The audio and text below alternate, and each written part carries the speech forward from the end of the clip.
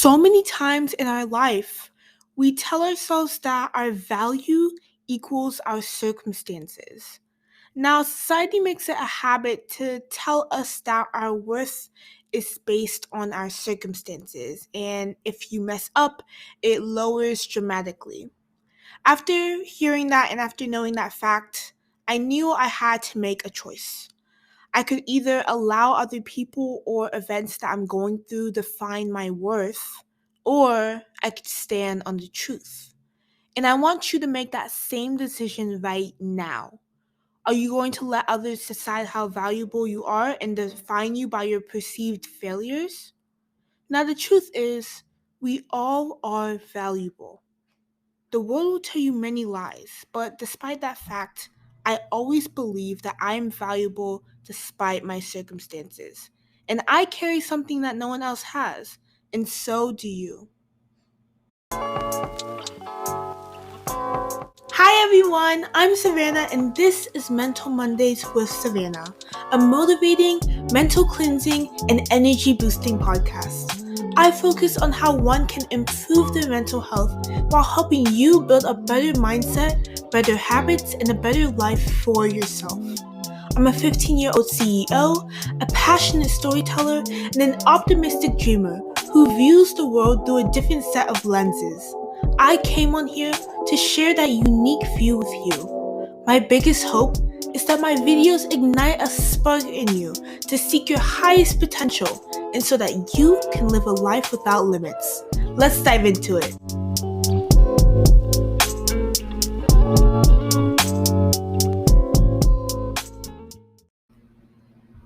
Hey y'all, welcome back to this week's Mental Mondays with Savanna. Thank you so much for tuning in and for deciding to start your week off to a great start. Now, this week's topic is all about not defining yourself or measuring your worth by the circumstances you're in. Because guess what? Your circumstances do not define who you are. In our culture today, it's so common for people to view what has happened to them in life as part of their very being. Lost your job? Now you're a loser. Lashed out at a friend or family member in anger? Now you're a jerk. The doctor said that you are diagnosed with some incurable disease. Now you're just another frail patient in a hospital bed. We just need to learn to look outside the different circumstances that we've been in and look at the self-talk that you use to connect who you are with what has happened. In almost all cases, people take the situation, what has actually happened, and associate it with who they are and how they describe themselves in that situation. This is actually why experts say that it's very dangerous to tell a child who has done well on a test, just for that test, you're a smart child, or one who has behaved really well in the grocery store for an hour-long shopping spree, you're a good girl or you're a good boy.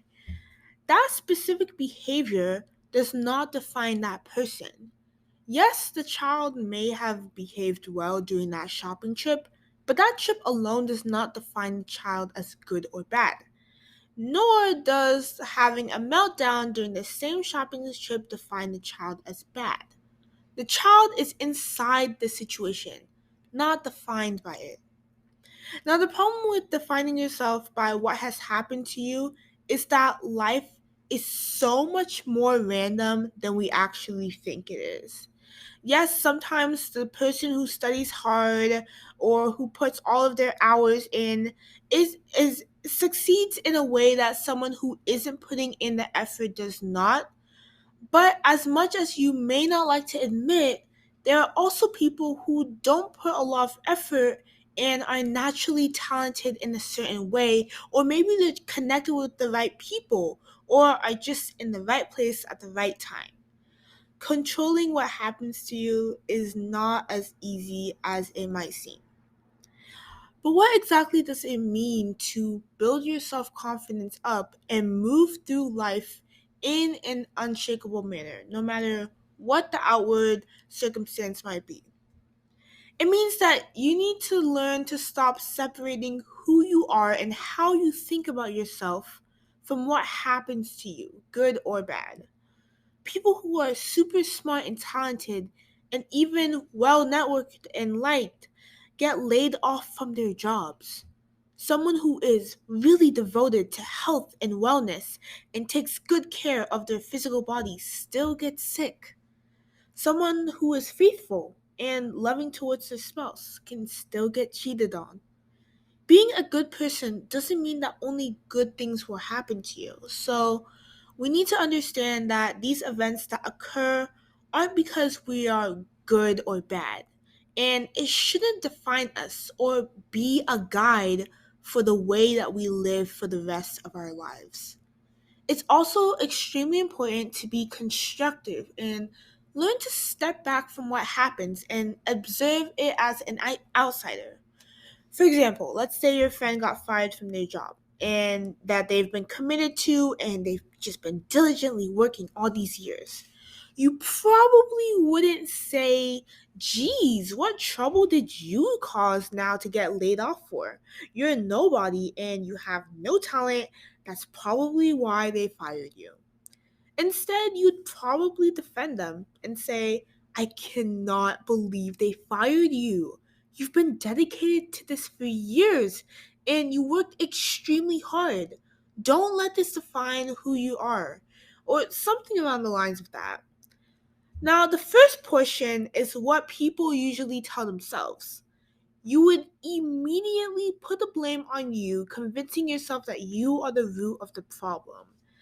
The ways that you would probably beat yourself up are endless.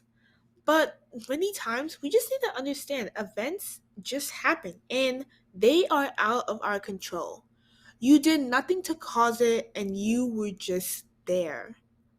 The same happens with events you probably did have a role in. Maybe you got a D on your test and you feel like a complete idiot. Even though you may have failed the test, it doesn't define what you're capable of. That's why I absolutely hate whenever people say that's a C student or that's a B student because it just constricts the child into believing that a C is all they can do and that's all they are as a human being when really they have so much more to them. So it's time to start treating yourself like you treat a good friend and separating who you are from what happens to you. In order to do this, you have to realize that you make mistakes. People have 20/20 vision when they look back on the choices that they've made. And sometimes people just make the best decisions with the in the moment with the information they have, the tools that they have to work with, and the state of mind that they are. And even if you can't do anything about the situation you're currently in, I want to remind you that you are so much more than what life throws at you. And that circumstance should not be the definition of your life or as your potential as a human being.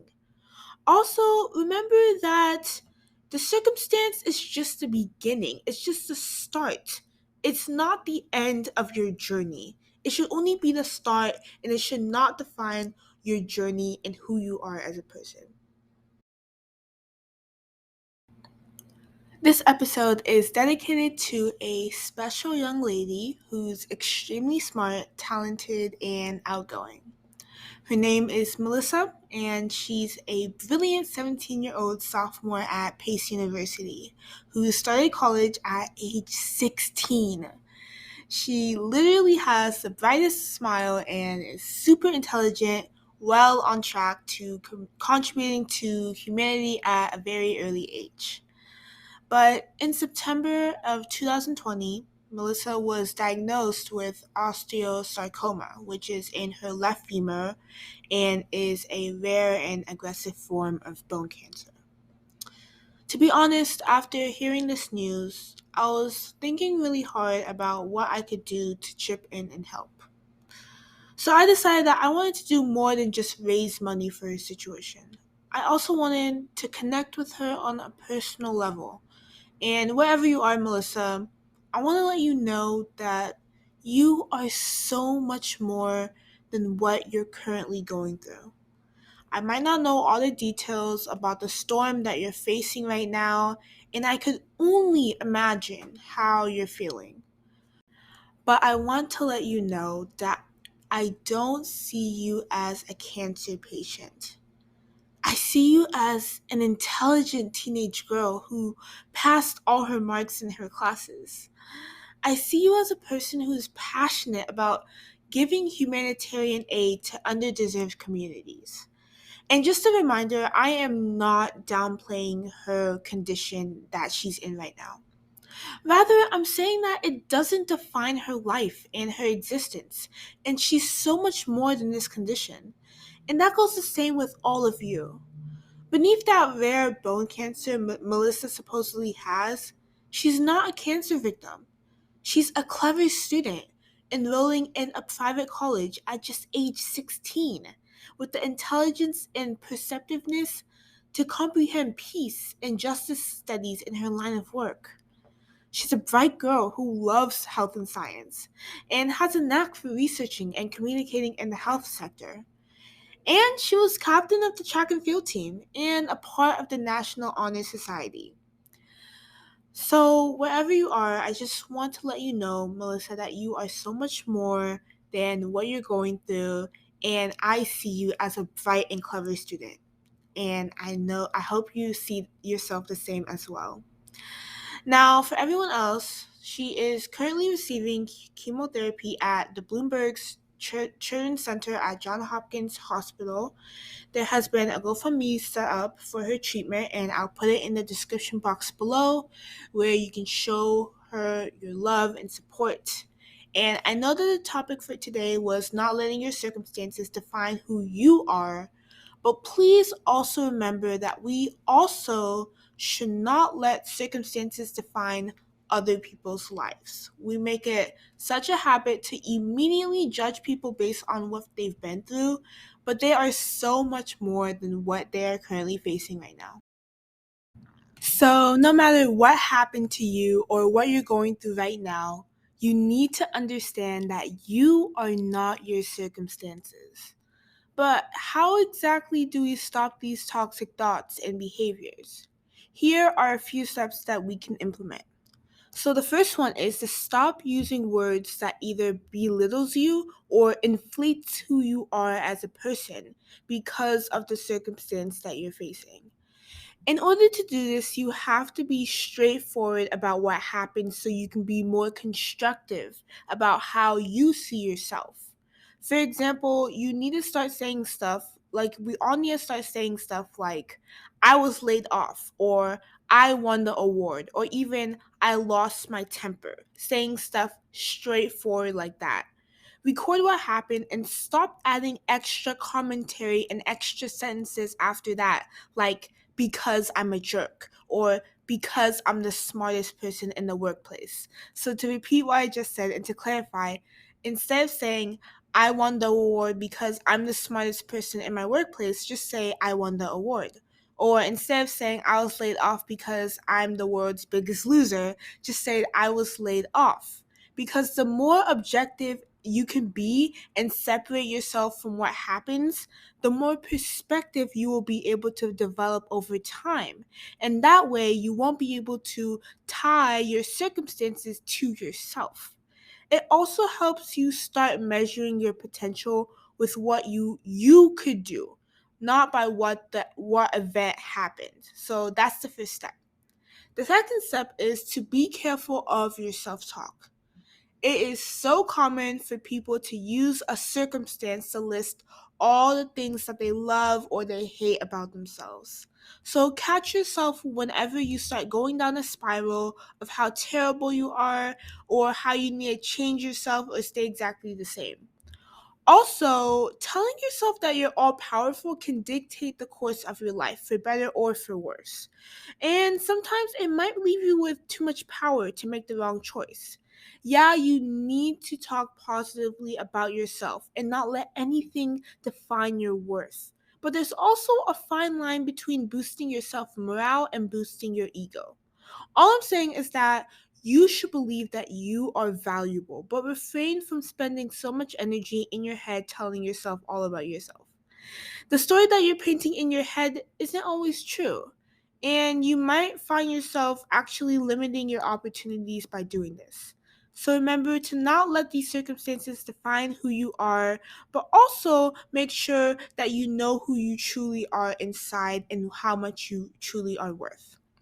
Also, you need to remember these 3 points. First of all, circumstances change, but your worth does not. You are just as valuable today as you were yesterday and as you will be tomorrow. You were put on this earth for a purpose and a reason. No matter what you were told, you are a valuable piece of the puzzle. And something as inconsistent as circumstances should not be an appropriate way of measuring who you truly are. So remember that. The second thing you should also remember is that circumstances do not define you. There have been so many times in my own life where my circumstances were not very attractive, and I was making bad decisions, and my circumstances were a proof of my choices. However, I still had value in those bad times, and I was still able to learn something from it. And even when I didn't make those good decisions, I was able to learn from my experience and still giving my pain purpose during the process.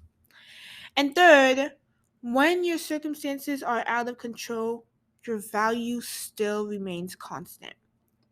There may also be some times where your circumstances were not your own choosing, like maybe you found out you had cancer or your house got evicted, and you did nothing to control that. You didn't purposely put yourself in that difficult place, but you were dropped in it. But whatever happened that allowed those difficult times to come, remember this. You are still valuable and you shouldn't label yourself by that experience forever because that experience won't last forever, but your value will. Now, Nito Cuban once said this. Your present circumstances don't determine where you can go. They merely determine where you start. End quote. So you should remember that your circumstance is only the start of your journey, not the end of it. Our quote of the day comes from the rising AGT star Nightbirde, and she said this. You can't wait until life isn't hard anymore before you decide to be happy. You are so much more than the bad things that happen to you. End quote. So many times, too many times in life, we tell ourselves that our value equals our circumstances. Society makes it a habit to tell us that our worth is based on our circumstances. And if you mess up, it lowers dramatically. That's when I decided I had to make a choice. I had to make a choice. I could either allow other people or different events define my worth, or I could stand on the truth. And I want you to make that same decision right now. Are you really going to let others decide how valuable you are and define you by your perceived failures or whatever events that you're going through right now? The truth is, we all are valuable. The world will tell you many lies, but despite that fact, I always believe that I'm valuable despite my circumstances, and I carry something that no one else has, and so do you. Also, please remember that when I say don't let your circumstances define you, it's not coming from a place of judgment or vanity. I just really want to share this idea so that I can tell you all that you are not alone in whatever you may be facing. Also, remember that regardless of what you're facing in your life right now, there's only one person who can change it. Only you have the power to create a new story for yourself. But that only comes when you don't give power to the current situations that you may be facing right now. Thanks again for tuning in to Mental Mondays with Savanna, episode 15, and I will see you all next week. Thank you so much for tuning in. You just listened to Mental Mondays with Savanna. Make sure you click the subscribe button to receive more positivity every Monday and join the fam. Thanks again for listening, and I'll see you next week.